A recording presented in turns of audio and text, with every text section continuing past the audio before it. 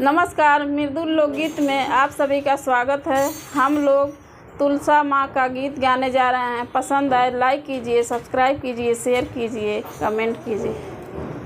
अगना में तुलसी लगइबे, कार्तिक मास दियना जलइबे। अंगना में तुलसी लगइबे, कार्तिक मास दियना जलइबे। जियना के जोत देखी विष्णु जी अइली, दियना के जोत देखी विष्णु जी अइली। विष्णु जी अइली, लक्ष्मी जी अइली। विष्णु जी अइली, लक्ष्मी जी अइली। सेवकन पर धान बरसैली, कार्तिक मास दियना जरइबे। सेवकन पर धान बरसवली, कार्तिक मास दियना जरवली। अगना में तुलसी लगवली, कार्तिक मास दियना जरवली। अगना में तुलसी लगवली, कार्तिक मास दियना जरवली।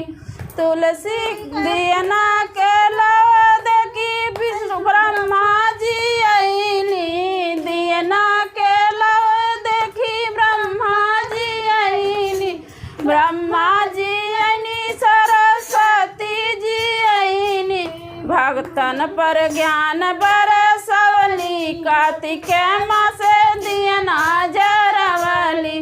भक्तन पर ज्ञान बरसवली, कार्तिक मास दियना जरवली। अगना में तुलसी लगवली, कार्तिक मास दियना जरवली।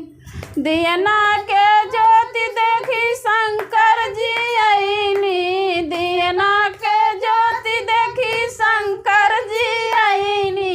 शंकर जी अइली, गौरा जी अइली। शंकर जी अइली, गौरा जी अइली। भक्तन के दुख हरी लियली, कार्तिक मास दियना जरवली। अगना में तुलसी लगवली, कार्तिक मास दियना जरवली।